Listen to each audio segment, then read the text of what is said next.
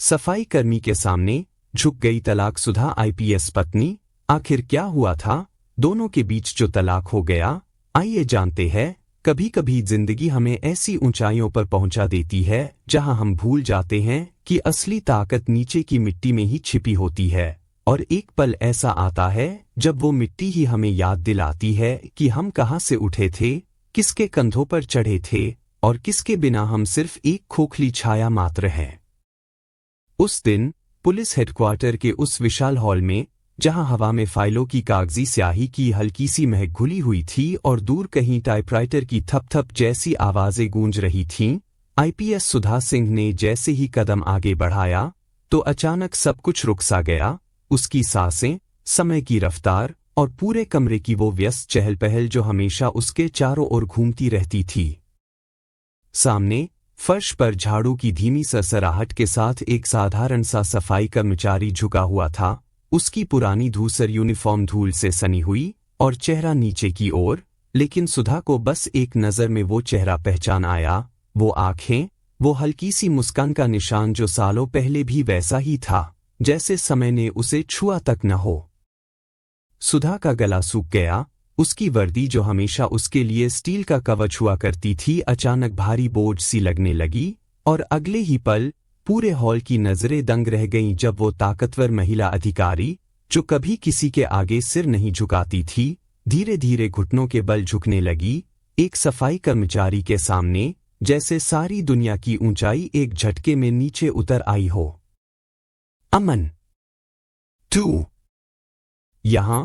सुधा की आवाज कांपते हुए निकली, जैसे सालों से दबी हुई वो चीख बाहर आ रही हो। आंखों से आंसू लुढ़क रहे थे और वो बस बुदबुदा रही थी, कैसे कैसे भूल गई मैं तुझे? वो सब जो तूने मेरे लिए किया, वो रातें जब तू जागता रहता मेरी पढ़ाई के लिए चाय बनाते हुए, वो सुबह जब तू मेरी किताबें संभालता और कहता था कि सुधा, तू उड़ेगी तो मैं तेरी परछाई बनूंगा। क्यों? वो आदमी कौन था जिसने सुधा को इस कदर तोड़ दिया? और क्या वो 5 साल पुराना वो दर्द फिर से जाग उठा था जो सुधा ने दफना दिया था अपनी महत्वाकांक्षाओं के नीचे? ये सवाल हवा में लटक गए, लेकिन जवाब तो सुधा के दिल की गहराइयों में छिपा था, एक ऐसे प्यार की कहानी में जो नन्हा सा बीज था, जो ऊंचे पेड़ बनने की होड़ में कहीं खो गया था।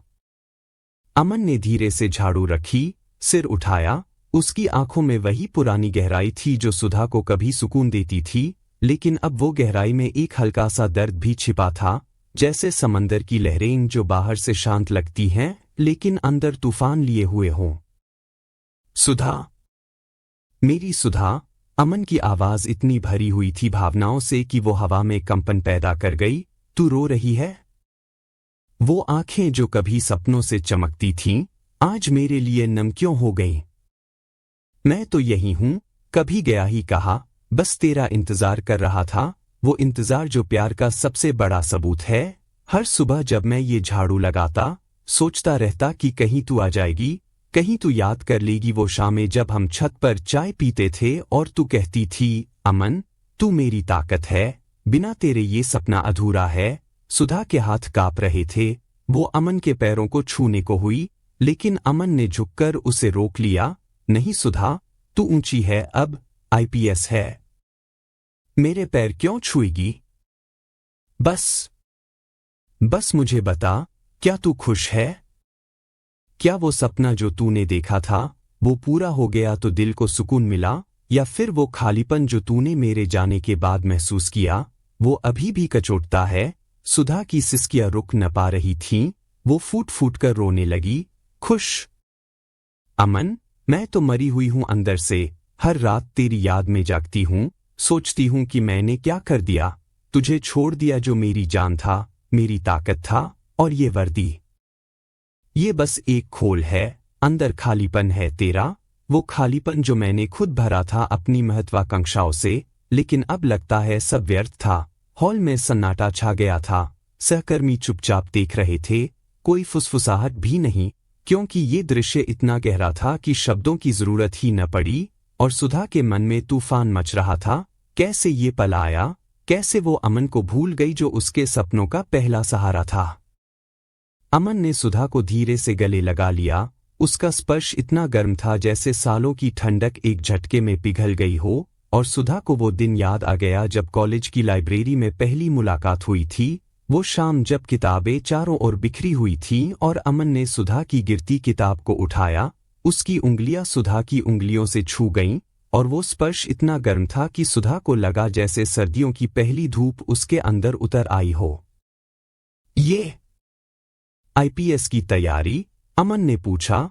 उसकी आवाज में वो मासूम उत्सुकता थी जो सुधा को तुरंत खींच ले गई। और सुधा ने हिचकिचाते हुए कहा, हाँ, सपना है मेरा, लेकिन रास्ता कांटों भरा लगता है कभी कभी, जैसे अकेले ही लड़ना पड़ेगा। और अमन मुस्कुराया, वो मुस्कान जो सुधा को आज भी याद थी, जैसे सूरज की पहली किरण जो बादलों को चीरकर निकल आती है। सपने कांटों से ही खिलते हैं सुधा, बस उन्हें उड़ने देना। मैं तेरे साथ चलूंगा अगर तू चाहे, तेरी हर कांटे को सहलाऊंगा, तेरी हर थकान को दूर करूंगा। उस पल से बातें शुरू हुईं, न महंगी कॉफी शॉप्स में, बल्कि कॉलेज की छत पर, जहां शाम की ठंडी हवा चाय की प्यालियों से आती भाप के साथ खुल जाती। और अमन सुधा को छोटे छोटे नोट्स देता, किताबों के पन्नों में छिपाकर, ये पढ़, ये तेरी हिम्मत बढ़ाएगा, और याद रख, तू अकेली नहीं है। और सुधा पढ़ती, हर शब्द उसके दिल में उतर जाता, जैसे अमन का प्यार चुपचाप उसके सपनों का हिस्सा बन गया हो, बिना शोर मचाए, बिना किसी बड़े वादे के। बस वो सादगी से जो असली प्यार की पहचान होती है। धीरे धीरे वो शामें लंबी होती गईं, बारिश के दिनों में छत पर भीगते हुए, जब अमन सुधा का हाथ पकड़ लेता और कहता, सुधा, अगर तेरा सपना आईपीएस है तो मैं तेरी छाया बनूंगा, पीछे खड़ा रहूंगा, तेरी थकान उतारूंगा, तेरी हार न आने दूंगा, बस तू मुस्कुरा, तू उड़, मैं तेरी उड़ान का पंख बनूंगा। और सुधा की आंखें नम हो जातीं, क्योंकि अमन में वो बात थी जो सुधा को लगता था कि दुनिया में कहीं और नहीं मिलेगी, वो बिना शर्त का साथ, वो भरोसा जो कहता था कि ऊंचाई पर पहुंचकर भी वो नीचे की जड़ें न भूलेगी। लेकिन क्या सुधा जानती थी कि जिंदगी के रास्ते हमेशा सीधे नहीं होते, कि प्यार की वो नन्ही डोर कभी कभी महत्वाकांक्षाओं की तेज हवाओं में उलझ जाती है। वो शामें याद आ रही थी सुधा को अब, जब वो अमन के सामने झुकी हुई थी, और अमन की आंखों में वही पुराना दर्द झलक रहा था, लेकिन कोई शिकायत नहीं, बस वो शांति जो कह रही थी कि प्यार कभी हारता ही नहीं, वो बस इंतजार करता है। अमन ने फिर से कहा, सुधा, वो नोट्स याद हैं? वो जो मैंने तेरे लिए लिखे थे, हिम्मत मत हार, मैं हूं ना, तूने उन्हें पढ़ा था ना? हर बार जब तू थक जाती, मैं सोचता था कि शायद तू पढ़ लेगी और मुस्कुरा देगी। सुधा ने सिर हिलाया, आंसू बहाते हुए। हाँ अमन, वो नोट्स मेरी डायरी में अभी भी हैं, लेकिन मैंने उन्हें भुला दिया था, जैसे तुझे भुला दिया। माफी मांग, मैं कितनी अंधी हो गई थी। अमन ने सुधा का चेहरा छुआ, उसकी उंगलियां सालों के दर्द को मिटा रही थीं। अंधी नहीं सुधा, तू तो चमक रही थी, तेरी आंखों में वो चमक जो मुझे सबसे ज्यादा पसंद थी। मैंने कभी न रोका तुझे, क्योंकि प्यार रोकता कहाँ है, वो तो उड़ान देता है। लेकिन अब तू लौट आई, यही तो जीत है मेरी। सुधा को अब वो मंदिर वाला दिन याद आया, जब कोई शोर शराबा नहीं था, कोई बड़ा पंडाल नहीं, बस नदी किनारे वो छोटा सा मंदिर, सूरज ढलते हुए आसमान को लाल नारंगी रंगों से भर रहा था। हवा में अगरबत्ती की खुशबू घुली हुई थी, और सुधा सफेद साड़ी में खड़ी थी, उसके हाथ कांप रहे थे वादे करने के डर से। अमन के साधारण कुर्ते में वो भरोसा था जो सुधा को लगता था कि सारी दुनिया को जीत लेगा। पंडित जी की आवाज गूंजी, क्या स्वीकार करते हो एक दूसरे को जीवन भर का साथ, सुख दुख में बराबर का? और सुधा की आवाज कांपते हुए निकली, हाँ, हमेशा। अमन, तू मेरी जिंदगी है। जबकि अमन की आंखें सुधा पर टिकी रहीं, सुख में, दुख में, मैं तेरा हूं सुधा, तेरी हर सांस में, तेरे हर सपने में। 7 फेरे घूमे, हर फेरे के साथ एक वादा जुड़ता गया। आग की लपटें चटक रही थीं, नदी की लहरें गुनगुना रही थीं जैसे कोई पुरानी लोरी। और शादी के बाद वो पहली रात, मंदिर के बाहर बेंच पर बैठे, सुधा ने सिर अमन के कंधे पर रखा। अमन, अब सब आसान लग रहा है, आईपीएस का सपना, हमारा घर, सब साथ में होगा, तू मेरे साथ रहेगा न हर कदम पर, अमन ने उसके बाल सहलाए, उसकी उंगलियां इतनी कोमल थीं जैसे पंखों का स्पर्श। हाँ सुधा, बस तू मुस्कुराती रहे, मैं तो बस तेरी खुशी का गुलाम हूँ, तेरी हर हंसी के लिए जीऊंगा। उन्हें लगा था कि जिंदगी अब एक सुंदर सपना बन गई है, लेकिन बाहर की दुनिया इंतजार कर रही थी। वो आवाजें जो धीरे धीरे उनके बीच की दूरी बढ़ाने वाली थीं, वो दबाव जो महत्वाकांक्षाओं के नाम पर रिश्तों को तोड़ देते हैं। सुधा ने अमन से कहा, अमन, वो फेरे याद हैं? हर फेरा घुमाते हुए तूने आंखों से कहा था, मैं हूं ना, और मैंने सोचा था कि कभी अलग न होंगे हम, लेकिन अमन ने बीच में रोका, लेकिन जिंदगी ने तोड़ा न सुधा। लेकिन वो फेरे तो अभी भी हैं, दिल में बसे हुए, बस तू लौट आई, अब फिर से घुमाएंगे न? सुधा ने सिर हिलाया। हाँ अमन, फिर से, लेकिन इस बार बिना किसी शक के। अब सुधा को आईपीएस ट्रेनिंग के वो दिन याद आ रहे थे, नई दिल्ली की वो चकाचौंध भरी दुनिया, जहां सुबह 5 बजे दौड़ना पड़ता, रात के 12 बज जाते पढ़ाई में, नए दोस्त बनते जो कहते, सुधा तू तो स्टार बनेगी, नई सोच आती जो कहती, अब तेरा स्तर ऊंचा है, और अमन पीछे शहर में अकेला, अपनी साधारण नौकरी में जुटा हुआ, फोन पर वो छोटी छोटी बातें जो पहले घंटों चलती थीं, अब मिनटों में सिमटने लगीं। सुधा, थक गई तू? आराम कर ले, मैं यहां हूं, अमन कहता, और सुधा जवाब देती, हाँ अमन, लेकिन जीतूंगी मैं, तू बस इंतजार कर, मैं जल्दी लौटूंगी। लेकिन धीरे धीरे वो कॉल्स कम होते गए, सुधा के जवाब छोटे, बिजी हूं अमन, कल बात करेंगे, सॉरी, और बाहर की वो आवाजें तेज होती गईं। दोस्त कहते, सुधा, तेरा स्तर अब अलग है, वो तेरे साथ कैसे चलेगा, तेरी उड़ान में बोझ बनेगा, तू ऊपर पहुंच गई, नीचे क्यों खींचे खुद को? फैमिली धीरे से समझाती, बेटी, भविष्य सोच, हर रिश्ता बराबरी पर ही टिकता है, तू आईपीएस बनेगी, वो तेरी बराबरी कैसे करेगा? सुधा कंफ्यूज हो गई, उसके मन में अहंकार का बीज बो दिया गया। वो सोचने लगी, मैं आईपीएस हूं, मेरा सफर इतना लंबा है, क्या अमन मेरे साथ तालमेल बिठा पाएगा? क्या वो मेरी ऊंचाई समझेगा, या मैं खुद को कमजोर कर लूंगी? और एक रात, आखिरी वो कॉल, कोई चीखना चिल्लाना नहीं, कोई इल्जाम नहीं, बस सुधा ने कहा, अमन, शायद हम अलग राहों पर हैं, तू मुझे समझेगा ना, मैं नहीं चाहती कि तू मेरे सपनों में फंस जाए।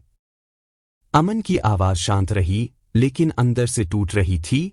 ठीक है सुधा, जो तेरी खुशी हो, मैं कभी बंधन नहीं बनूंगा। बस खुश रहना, और याद रखना, मैं हमेशा तेरे लिए दुआ करता रहूंगा। उसने कुछ न पूछा, सुधा ने रोकने की कोशिश न की, और बस वैसा ही हो गया।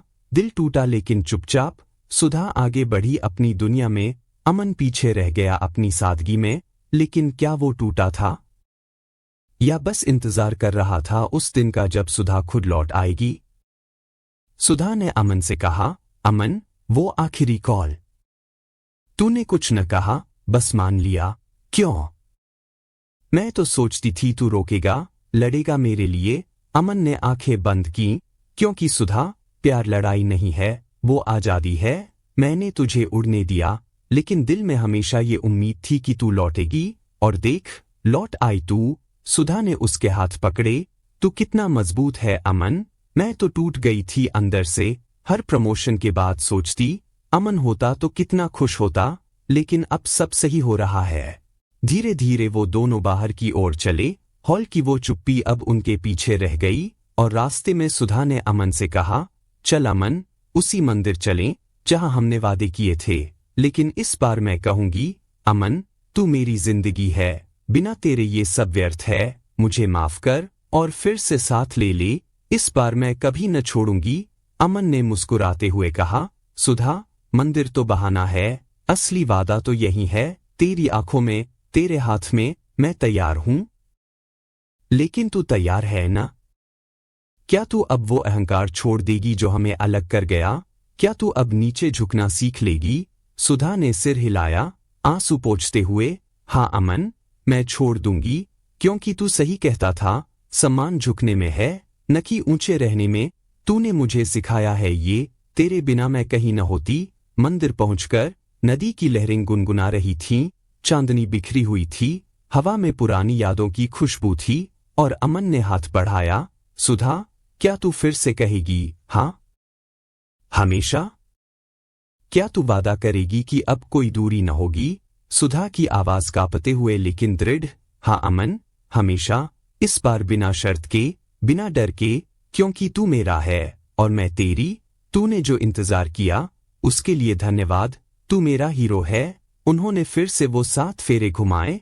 न पंडित था, न कोई रस्म, बस 2 लोग और नदी की गवाही।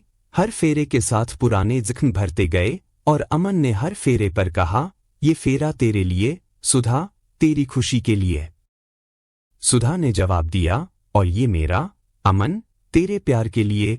उस रात नदी किनारे बैठे सुधा ने अमन के सीने पर सिर रखा। लहरों की आवाज उनके दिलों की धड़कनों से ताल मिला रही थी। अमन, अगर जिंदगी ने मुझे ये सब सिखाया तो सिर्फ इसलिए कि मैं समझूं, प्यार में झुकना कमजोरी नहीं, ताकत है। तूने कभी शिकायत न की, कभी ताने न दिए, बस इंतजार किया। कैसे कर लिया तूने? अमन ने बाल सहलाए। उसकी उंगलियां अब भी वैसी ही कोमल थीं। कैसे? क्योंकि सुधा, प्यार में शिकायत कहाँ फिट होती है, वो तो विश्वास है। और मैंने विश्वास किया कि तू लौटेगी। हर रात जब मैं अकेला सोता, तेरी तस्वीर देखता और कहता, सुधा, तू खुश रहे, बस यही दुआ है। लेकिन अंदर से जानता था कि तू भी दुखी है। सुधा ने आंखें बंद की। धन्यवाद अमन, तूने मुझे बचा लिया खुद से, इस अहंकार से। अब मैं वादा करती हूँ, हर दिन तेरे लिए समय निकालूंगी, तेरी सादगी को अपनाऊंगी। समय बीता, महीने गुजरे और उनकी जिंदगी अब एक सुंदर लय में बहने लगी। सुधा अमन को अपने साथ ले जाती मीटिंग्स में। अमन की सादगी सबको छू जाती और हर शाम वो बातें होती। अमन, आज मीटिंग में तू की बात ने सबको सोचने पर मजबूर कर दिया। अमन हंसता। सुधा, सादगी तो तेरी है जो ऊंचाई पर भी नीचे को नहीं भूलती। तूने मुझे सिखाया है जीना, प्यार करना। सुधा को प्रमोशन मिला तो उसने अमन को गले लगाया। ये तेरी देन है अमन, बिना तेरे ये कुछ न होता। अमन ने कहा, नहीं सुधा, ये हमारी, क्योंकि प्यार कभी अलग न करता, वो जोड़ता है। अंत में जब वो फिर से मंदिर में बैठे, नदी की लहरें गा रही थीं, चांद आसमान में मुस्कुरा रहा था। हवा में अगरबत्ती की वो पुरानी महक थी जो यादें जगा रही थी। सुधा ने कहा, अमन, अगर मैंने कभी दर्द दिया तो माफी, लेकिन अब वादा है, कभी न छोड़ूंगी तुझे। तू मेरा सहारा है, मेरा प्यार है। अमन ने गले लगाया। आंखों में आंसू थे लेकिन खुशी के। वादा सुधा, क्योंकि प्यार वो पुल है जो टूटे रास्तों को जोड़ देता है, और हमारा पुल कभी न टूटेगा। तू मेरी रानी है, ऊंची वही, लेकिन अब नीचे की जड़ों से जुड़ी हुई। वो पल इतना भावुक था कि सुधा की आंखों से आंसू बह निकले, लेकिन ये आंसू दर्द के न थे, खुशी के थे, मिलन के। और जिंदगी ने उन्हें सिखाया था कि प्यार वो नहीं जो ऊंचाई पर ले जाए, बल्कि वो जो नीचे लाकर जमीन से जोड़े। सम्मान वो है जो दिल से झुकने में है, न कि सिर से ऊंचा होने में। कभी कभी जिंदगी हमें ऊंचाइयों पर ले जाती है, सिर्फ ये दिखाने के लिए कि असली रिश्ता नीचे खड़ा इंतजार कर रहा था। ये सीख लेकर सुधा और अमन ने नई शुरुआत की। अब बताओ, क्या आपके जिंदगी में भी ऐसा कोई पल आया जब आपने किसी अपने से भावुक बातें करके रिश्ता जोड़ा, या फिर कोई ऐसा संवाद जो आपके दिल को आज भी छू जाता है? कमेंट में जरूर शेयर करो, क्योंकि हर भावना की कहानी दूसरों को हिम्मत दे सकती है।